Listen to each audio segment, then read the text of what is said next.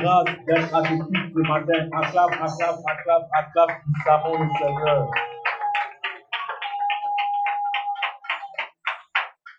Alléluia. Bien-aimé, ce matin, quand je vois ce genre de choses, ça me donne encore la motivation de m'attacher à Dieu. Ça me donne encore la foi, vraiment, de faire le service de Dieu. Ça prouve que quelque part, les choses sont en train d'évoluer. Parce qu'il y a des années en arrière, pour tenir le micro, pour prêcher, pour parler, vraiment, c'était tout un tas de problèmes. Mais Dieu a vu ma volonté et il a vu la foi que j'accompagnais avec ma volonté. Et ça prouve que vraiment que les choses sont entrées dans le de l'avant. Alors toi qui es un peu abattu, toi qui es découragé, ce n'est pas le moment de baisser les bras, mais au contraire de t'attacher à Dieu. Parce que si les épreuves deviennent plus difficiles, c'est que quelque part, c'est parce que tu déranges tes ennemis. On attaque toujours ceux qui veulent progresser. On attaque toujours ceux qui veulent opérer un changement. Et donc, si tu vois que les choses deviennent compliquées autour de toi, c'est que quelque part, il y a quelque chose de grand qui est en train d'arriver dans ta vie. Et donc, l'ennemi utilise toutes sortes de moyens pour te déstabiliser, pour ne pas entrer dans ta bénédiction. Mais ce matin, il est vaincu et il a menti dans le nom puissant de Jésus-Christ. Amen. Nous sommes dans notre mois de juin 2025 qui a pour thème la foi qui déplace les montagnes. Dans Marc 11, verset 23. Mais avant de lire le verset, je voudrais bénir le nom du Seigneur de ce que j'ai été choisi pour donner ce message, pour partager cette exhortation avec vous. Et j'aimerais aussi qu'on acclame puissamment le Seigneur pour la vie de son serviteur, qui me donne l'opportunité de me tenir ici ce matin et de pouvoir partager cette exhortation avec vous. Amen. Il faut bien acclamer. L'homme de Dieu m'a donné le micro. Il m'a donné le micro et de le prêcher. Donc, pas acclamer bien. Il n'y a rien à jamais dit comme je dis d'habitude. Amen. On s'assoit dans sa présence. Et donc, notre thème du mois, comme je l'ai dit auparavant, est la foi qui déplace les montagnes dans Marc 11, verset 23 à 24. Je lis la parole du Seigneur. Je vous le dis en vérité, si quelqu'un dit à cette montagne, ôte-toi de là et jette-toi dans la mer, et s'il ne doute point en son cœur, mais croit que ce qu'il dit arrive, il le verra s'accomplir. Au verset 24, c'est pourquoi je vous dis, tout ce que vous demanderez en priant, croyez que vous l'avez reçu et vous le verrez s'accomplir. Amen. Il dit tout ce que vous demanderez en priant, croyez que vous l'avez reçu et vous le verrez s'accomplir.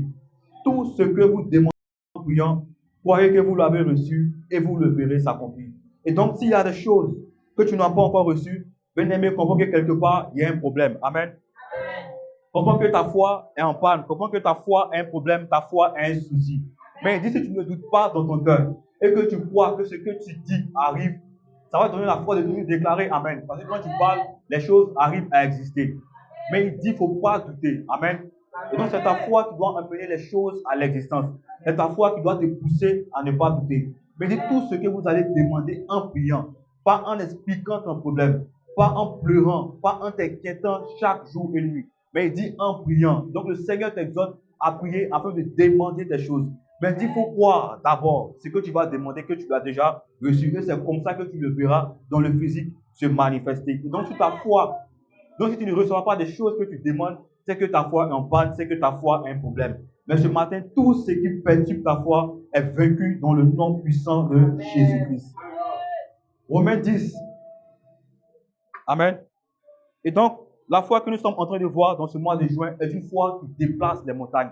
Ce n'est pas la foi qui déplace les chaises, la foi qui déplace, je peux dire, au fait, quand je dis des chaises, je parle des petites choses.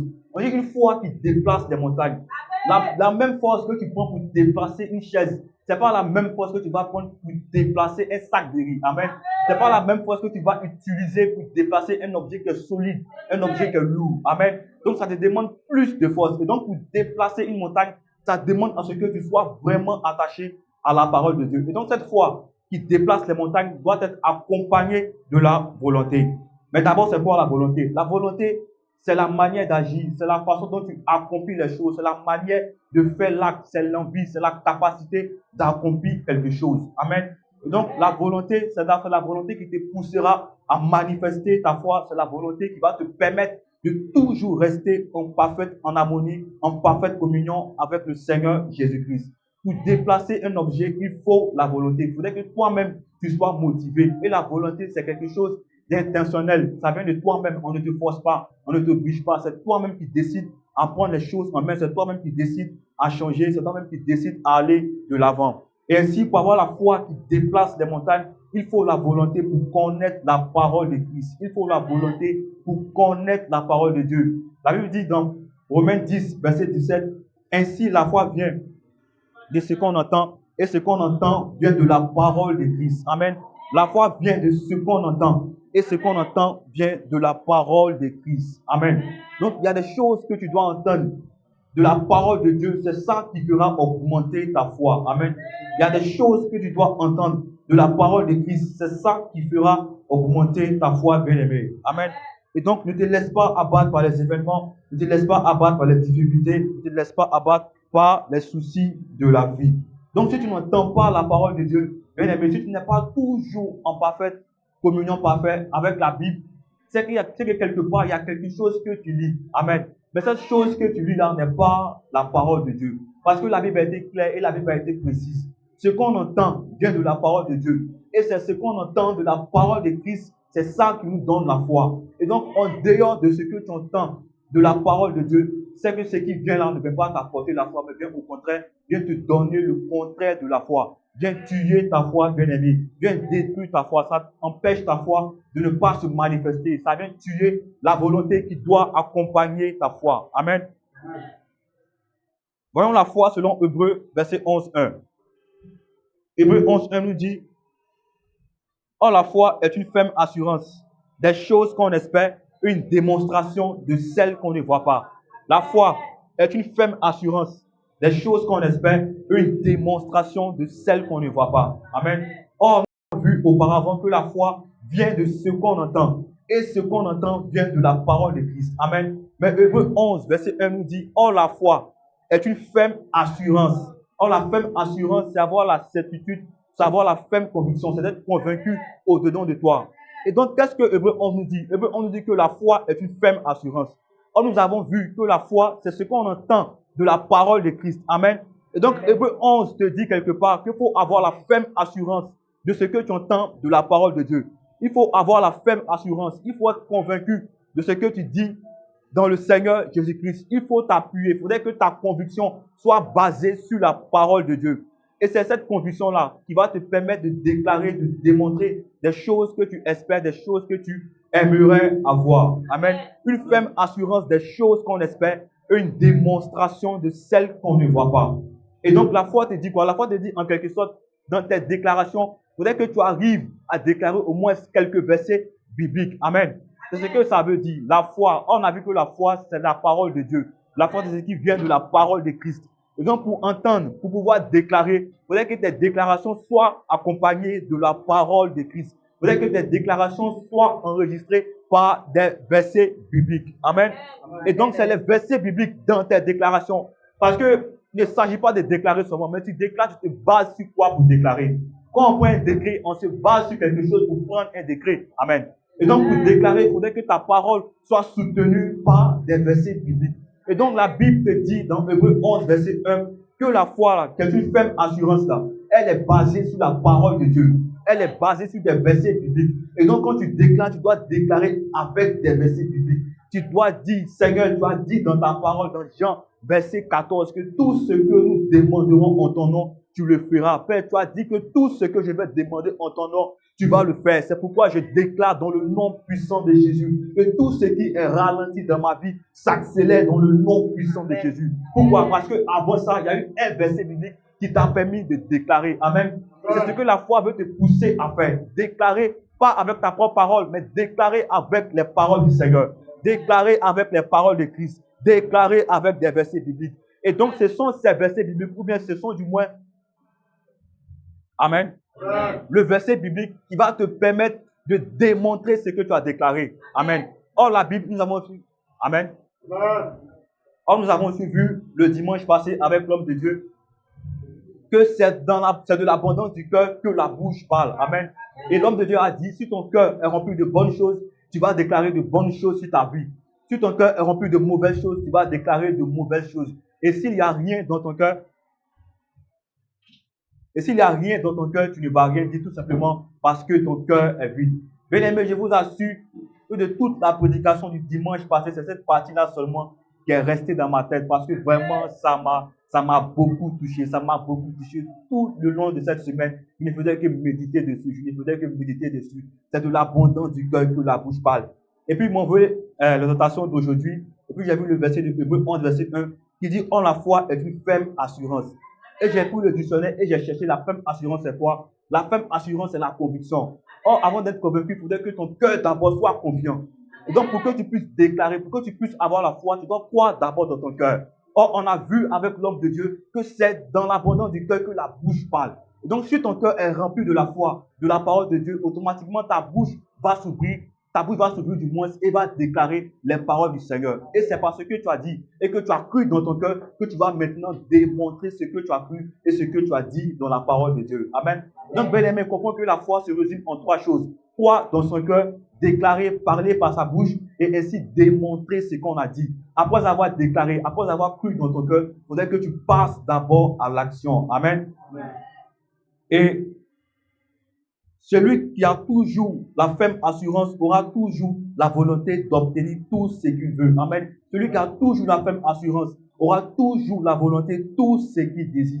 Une personne qui est déterminée fera toujours pour arriver jusqu'au bout parce qu'elle sait ce qu'elle a vu. La Bible dit qu'on ne regarde pas aux choses visibles, mais on regarde au contraire aux choses invisibles. Car c'est aux choses invisibles que le monde a existé. Et la Bible dit que rien n'a été fait par la parole. Et donc la foi comprend que te pousse quelque part à parler. Bien aimé, la foi te pousse à parler. Une personne qui est remplie de la parole de Dieu va toujours parler. Va toujours parler. De la même manière que tu es rassasié et que tu arrives à ôter du moins, c'est que quelque part, il y a quelque chose qui est sorti de toi. Et le rôtement là te dit que quelque part que tu es rassasié. Amen. Et donc, une personne qui sera rassasiée de la parole de Dieu va rôter spirituellement les paroles du Seigneur Jésus-Christ. Amen. Et donc, c'est ce qui te permettra de toujours aller de l'avant. C'est ce qui te permettra de toujours rester déterminé. C'est pourquoi le Seigneur Jésus a toujours dit dans la parole qu'il devait faire des miracles. Que veux-tu que je fasse pour toi? Que veux-tu que je fasse pour toi? Que veux-tu recevoir? Que veux-tu? Et il a dit à Bartimée, dans le livre de Matthieu, il y avait un aveugle né qui s'appelait Bartimée. Et l'aveugle était là et le Seigneur Jésus passait. Et quand il est passé, il a crié, fils de David, aie pitié de moi. La Bible dit que les gens qui étaient autour là, lui disent, oh, faut te taire, faut te calmer.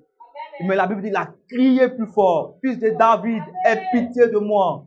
Le Seigneur s'est retourné et il a dit, amenez-le, appelez-le. Et la Bible dit que les gens l'ont pris, ils l'ont envoyé vers Jésus. Puis Jésus lui a demandé, mais que veux-tu que je fasse pour toi? Amen. Donc, bien aimé, comprends que quelque part, Bartimée a insisté. Il a prié avec insistance. Bien aimé, il y a des sujets pour lesquels que tu dois insister. Pas que le Seigneur n'entend pas. Le Seigneur passait. Il a vu les aveugles. Il y avait plein d'aveugles. Il pouvait les appeler et tous pour dire, venez, venez, je vais vous guérir. Il dit non. Il est passé. Dieu ne force personne. Et puis Dieu n'a pas besoin aussi de toi. Mais c'est toi qui as besoin de Dieu parce que la Bible dit dans Jean 15, verset 5, que sans moi, vous ne pouvez rien faire. Je suis le cep et vous êtes le sarment. Sans moi, vous ne pouvez rien faire. Frère, comprends que tu as besoin de Dieu pour ta propre vie. Comprends que tu as besoin de Dieu pour tes affaires, tes business. Tu as besoin de Dieu pour ta dot. Tu as besoin de Dieu pour ton mariage. Tu as besoin de Dieu pour ta carrière. Tu as besoin de Dieu pour tes études. Tu as besoin de Dieu pour tes finances, pour tes projets. Il y a trop de choses que tu as en tête dont tu as vraiment besoin de Dieu pour ça. Et donc, Dieu ne va pas venir vers toi comme ça. C'est toi, au contraire, qui dois chercher Dieu. Parce qu'on dit il est Dieu. Amen. C'est pourquoi il dit qu'il ne partage pas sa gloire avec les hommes. Parce que tout simplement, il est Dieu. Dieu pouvait les appeler tous, mais il ne les a pas appelés. Mais c'est Bartimée, parmi tous les aveugles qui a crié. Ça veut dire qu'eux-mêmes, quelque part, ils se plaisaient dans leur situation. Et donc, si tu te plais dans ta situation, Dieu ne va pas venir vers toi. Dieu s'intéresse aux personnes qui s'intéressent à lui. C'est pourquoi il dit, il honore ceux qui vont l'honorer. Amen. Bartimée était fatigué de sa situation. C'est pourquoi il a crié à Dieu. Bien-aimé, ce matin, la situation dans laquelle tu te trouves, est-ce que ça te plaît vraiment? Si ça te plaît, tu vas crier, tu vas parler à Dieu. Comme Bartimée, il a crié, mais le Seigneur lui a demandé, que veux-tu que je fasse pour toi? Donc, en quelque sorte, le Seigneur recherchait la volonté de Bartimée. Donc, quand tu vas parler à Dieu, Dieu va te demander ta volonté. Certes, il y a sa volonté, mais c'est toi d'abord ta volonté qui veut satisfaire. Avant de satisfaire lui sa volonté. Parce que la Bible dit que les gens qui ont beaucoup cru en Jésus-Christ ont vu d'abord les miracles avant de croire. Amen. Donc, il faut que Dieu te demande d'abord sa puissance pour que tu arrives à croire. Et donc, avant qu'il demande sa puissance, il faut l'appeler d'abord. Si tu ne l'as pas appelé, Dieu ne pourra pas démontrer sa puissance.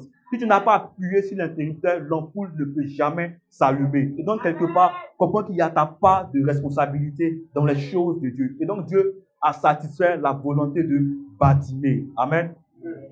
La vie chrétienne est une affaire de responsabilité et de décision, frère. Il y a ta volonté, il y a ta décision, il y a ta part de responsabilité. Il dit, venez à moi, vous tous qui êtes fatigués et chargés, et je vous donnerai du repos. Il n'a pas dit, je vais vous prendre, vous qui êtes fatigués et chargés, et je vais vous donner du repos. Il dit, venez. C'est un appel. On l'appelle là. On sait tous qu'on décroche comme on ne décroche pas. Amen.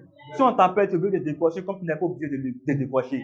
Mais si tu décroches, c'est que quelque part, c'est parce que l'appel est important que tu as décroché. Et donc, lui qui t'appelle là, ce n'est pas n'importe quelle personne qui t'appelle. Amen.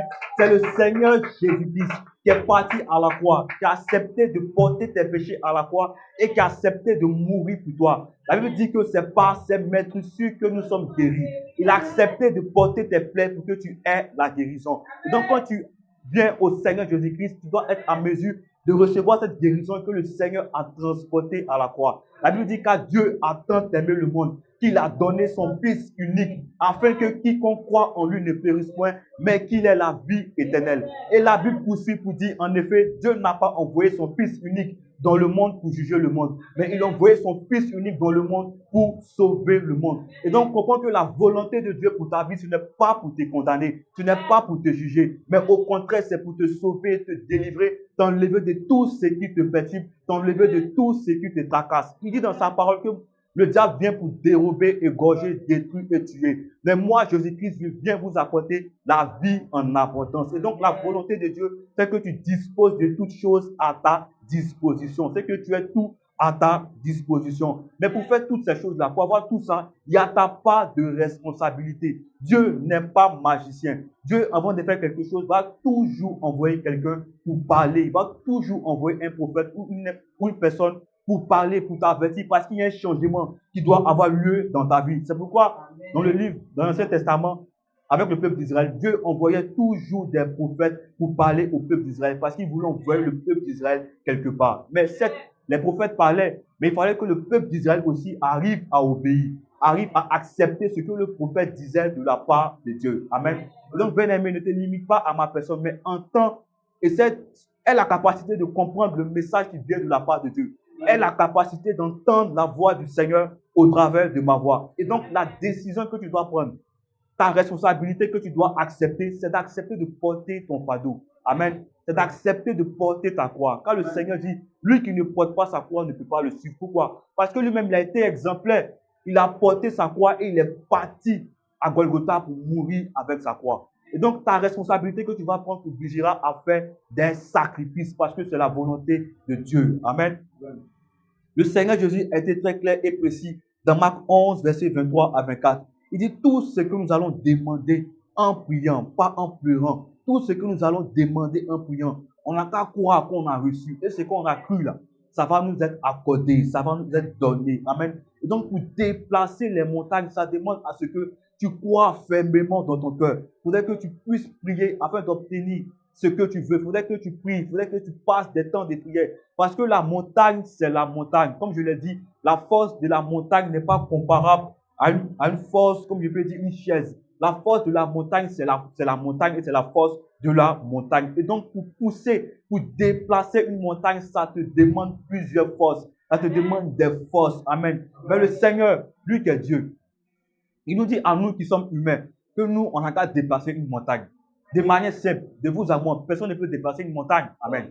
Mais s'il nous dit de déplacer une montagne, pourquoi? C'est que quelque part, il y a quelque chose qu'il va faire, que peut-être on va savoir comme on ne peut ne pas savoir, mais qui fera que la montagne va bouger. La Bible dit que Christ est en nous. Amen. Et donc, quand Jésus-Christ est en toi, tu as la capacité de pouvoir déplacer les montagnes. Parce que lui-même, il dit, prenez courage, car j'ai vaincu le monde. Amen. Et je suis avec vous tous les jours jusqu'à la fin du monde. Et donc, Jésus-Christ en toi, ce n'est pas toi qui vas déplacer la montagne, mais c'est Jésus qui déplacera la montagne au travers de ta vie.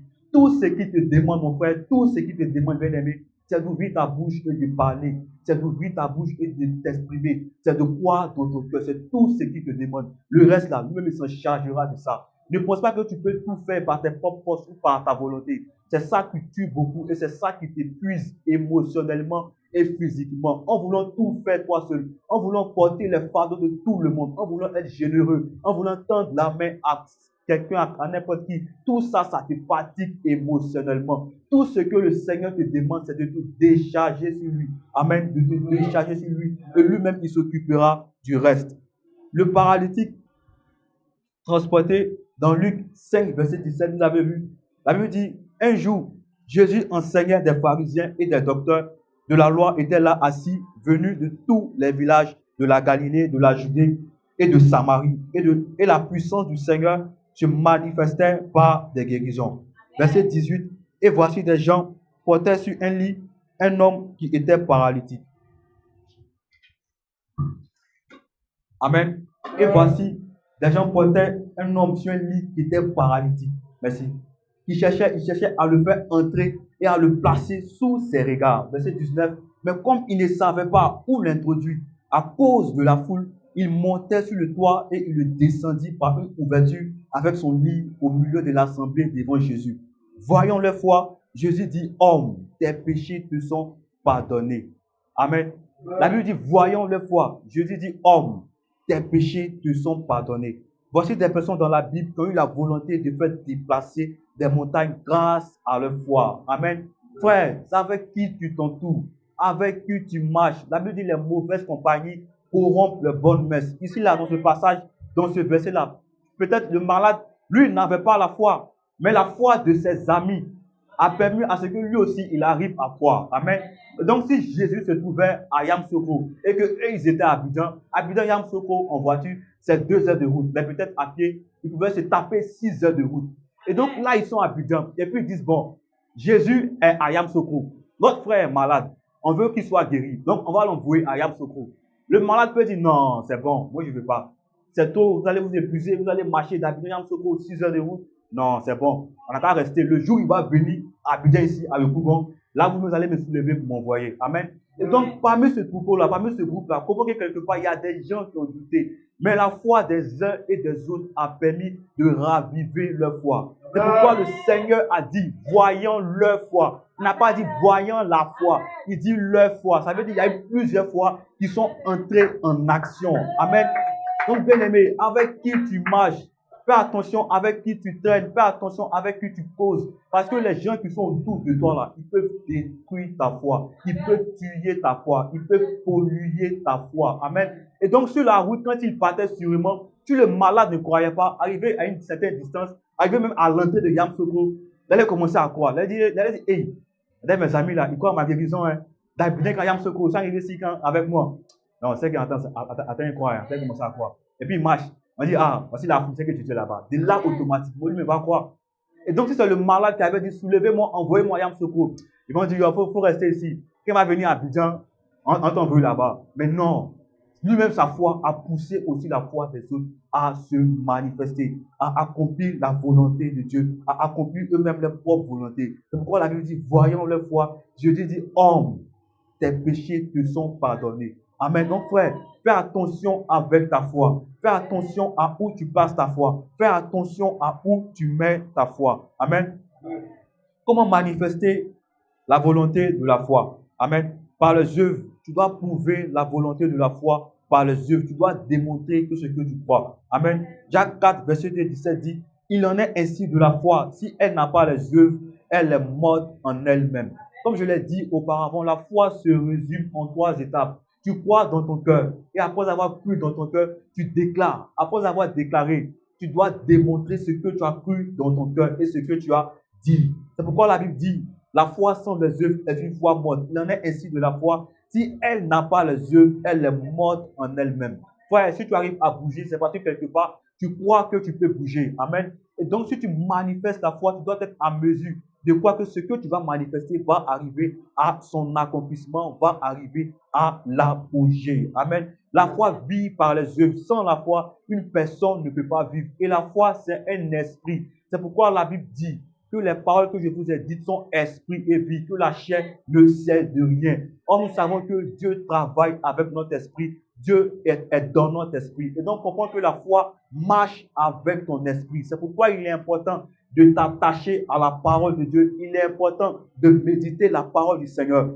Car la Bible dit dans Matthieu 4, tout ce que vous mangerez. La Bible dit dans Matthieu 4, l'homme ne vivra pas de pain seulement, amen, mais de toute parole qui sort de la bouche de l'Éternel, de toute parole qui sort de la bouche de Dieu, amen. Et donc ça va servir à quoi? Ça va servir à nourrir notre esprit, amen. Mais on a vu que dans Hébreux 11, verset 1, que la foi, c'est une ferme assurance des choses qu'on espère. Et Romains 10, verset 17 nous dit que la foi vient de la parole de Christ. Amen. Donc, c'est que tu vas entendre de la parole de Christ en méditant. C'est pourquoi quand tu lis la parole de Dieu, il faut ouvrir ta bouche pour lire. Parce que quand tu lis dans ton cœur, ce n'est pas trop puissant. La Bible dit ce qu'on entend, pas ce qu'on entend au-dedans, mais ce qu'on entend, ce que tu entends au travers de tes oreilles. C'est pourquoi fais attention à où tu poses tes oreilles. Fais attention à où tu mets ton oreille. Parce qu'il y a des choses qui sont plus puissantes que toi. Si tu n'as pas fait attention et que c'est rentré dans ton oreille, ça va rester sur toi pendant longtemps. Et donc, pour enlever cette chose-là, ça va te demander encore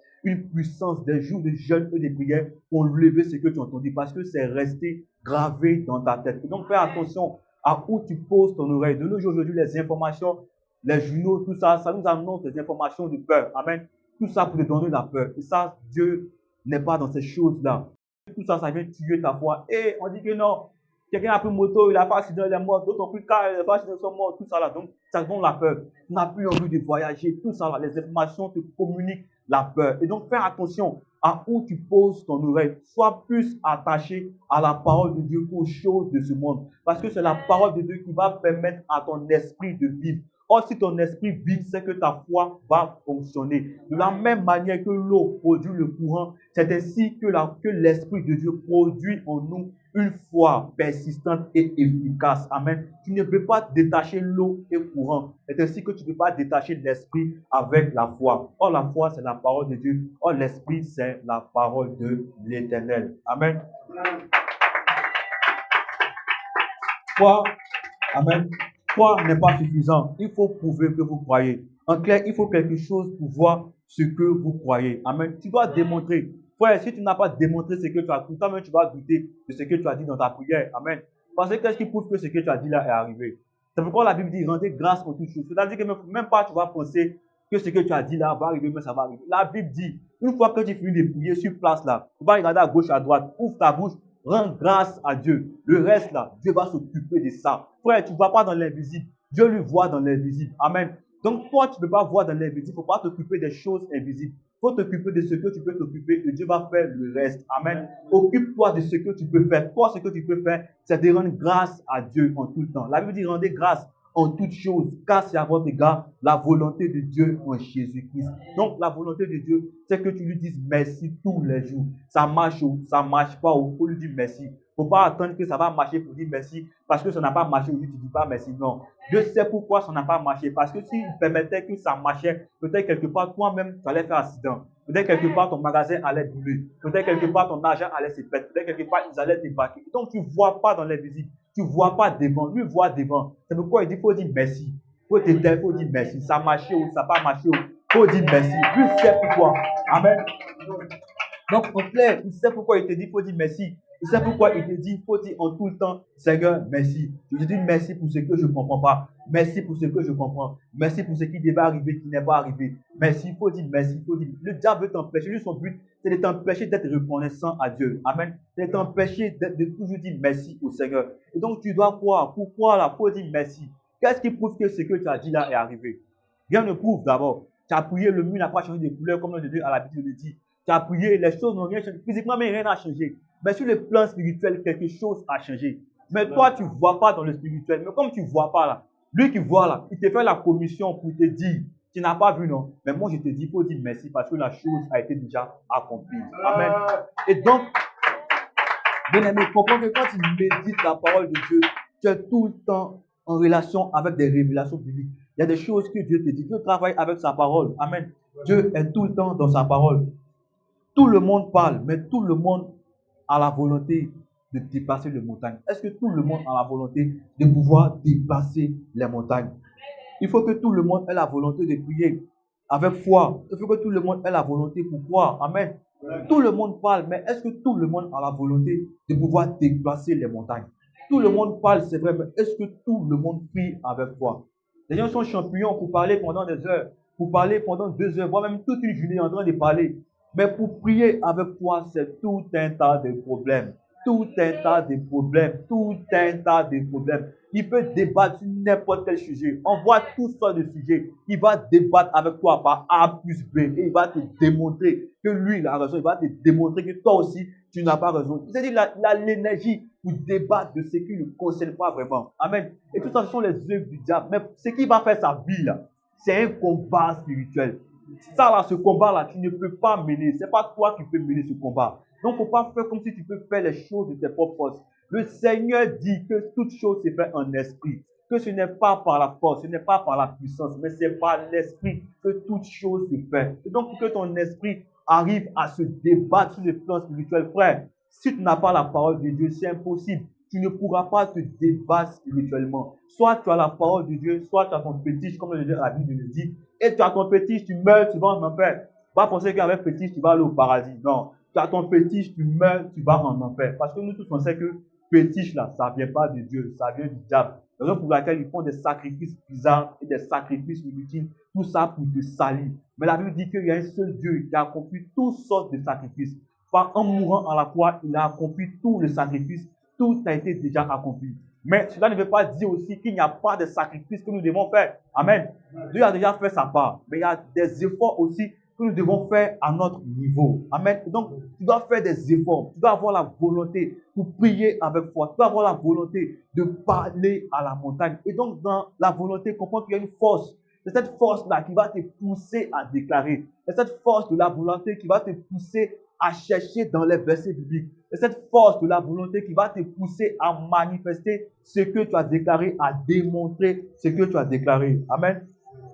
Ce que vous obtenez avec la foi, une puissante vie de prière dans Acte 1, verset 13 qui dit « Quand il fut arrivé, il montait dans la chambre haute où il se tenait d'ordinaire et c'était Pierre, Jean, Jacques, André, Philippe, Thomas, Barthélemy, Matthieu, Jacques, fils d'Alphée, Simon le Zélote et Jude, fils de Jacques. » Verset 14, la Bible dit « Tous d'un commun accord persévéraient dans la prière. » Amen. La Bible a précisé, la Bible dit « Priez sans cesse ». Mais ici, la Bible dit « Tous d'un commun accord persévéraient dans la prière. » Amen. Et donc, la persévérance dans la prière, on a vu que Bartimée a crié avec insistance à Dieu. Il a persévéré, il a crié, il ne s'est pas arrêté. Malgré que les épreuves, malgré que les difficultés, les circonstances lui montrent le contraire de sa prière. Bartimée ne s'est pas tué. Amen. Il a continué à prier, il a continué à persévérer en criant. Et la Bible dit qu'il a crié plus fort. Fils de David, aie pitié de moi. Amen. Et donc, si tu pries avec persévérance, que les choses ne sont pas encore à leur terme. Le Seigneur veut quelque part que tu augmentes le niveau de ta prière. Il veut que quelque part tu augmentes le niveau de ton sacrifice. Il veut que quelque part tu augmentes le niveau de ta foi. Tout ça, c'est pour emmener ta foi à se propulser, à se développer. La Bible dit dans Hébreu que le Seigneur Jésus-Christ est le consommateur de la foi. Amen. Tu comprends ça? La Bible dit que Jésus est le consommateur de la foi, pas le consommateur des dîmes, mais le consommateur de la foi, pas le consommateur des offrandes, mais le consommateur de la foi. Lui, c'est qu'il consomme là. C'est la foi. Amen. Et donc, si tu n'as pas la foi, Jésus ne pourra pas travailler avec toi. Parce que lui, il travaille avec la foi. Il consomme la foi. C'est la foi qui le fait agir. Amen. Donc, toutes ces personnes qui ont eu un miracle avec le Seigneur Jésus-Christ dans la Bible, ce sont des personnes qui ont eu à démontrer leur foi, qui ont eu à préparer, à cuisiner leur foi, afin que le Seigneur Jésus-Christ vienne consommer leur foi qu'ils ont préparée. Donc, s'il y a des choses encore qui tardent dans ta vie, c'est que le Seigneur est en train de préparer ta foi. Il est en train de tendre ta foi. Amen. Il veut que ta foi soit grande. Alors, ce n'est pas le moment de baisser les bras, mais au contraire, de toujours demeurer et de persévérer dans la prière. Deuxième point, l'exaucement dans Matthieu 21, verset 22 qui dit « Tout ce que vous demanderez avec foi par la prière, vous le recevrez. » Tout ce que tu vas demander avec foi par la prière, vous le recevrez. Frère, la foi marche avec la prière. Tes déclarations marchent avec la prière. C'est pourquoi la Bible dit que la foi est une ferme assurance. Et la foi, c'est la parole de Christ. Et donc, dans tes déclarations, comme je l'ai dit auparavant, il doit y avoir des versets bibliques. Au moins, il faut déclarer avec des versets bibliques. La Bible dit que le Saint-Esprit qui est en nous là, c'est lui qui va nous rappeler tout le temps les paroles du Seigneur. C'est lui qui va nous rappeler tout le temps les paroles de Jésus-Christ. C'est lui qui va rendre témoignage de Jésus-Christ en nous. Et donc, si tu arrives à déclarer, il faudrait qu'il y ait des versets bibliques qui accompagnent tes déclarations. C'est sur quoi tu te bases pour parler par la foi. Ne parle pas par la foi parce que ton voisin a dit un verset biblique. Amen. Lui, c'est ce qu'il a vu, qu'il a dit. Amen. Mais toi, tu as entendu. Est-ce que toi, ça va marcher avec toi? Parce que toi, tu n'as pas encore vu. Amen. Donc, les effets ne seront pas pareils de ton côté. Amen. Ce que tu as vu et tu appliques, c'est ce qui marche de ton côté. Ce que tu vois et que tu appliques, c'est ce qui marche de ton côté. Amen. Donc, pour avoir l'exaucement avec le Seigneur Jésus-Christ, pour avoir l'exaucement à tous tes sujets de prière, il faudrait que tu pries avec foi. Amen. Prie avec ferveur. C'est pourquoi la Bible dit la prière fervente du juste a une grande efficacité. Tu peux prier 10 minutes, tu peux être distrait au début. Tu peux prier 20 minutes, tu peux être distrait. Mais plus tu dures dans la prière, plus tu dures dans la prière, plus tu dures et tu dures, tu persévères dans la prière, ta foi commence à augmenter. Ta foi commence à devenir robuste et tu commences à déclarer des paroles, tu commences à déclarer, à prophétiser sur ta propre vie. Amen. Et donc le Seigneur, sa volonté pour ta vie, c'est que tu arrives à parler par la foi et lui, il va s'occuper de ce que tu as dit par la foi. Amen. Bien aimé, j'aimerais qu'on acclame puissamment le Seigneur.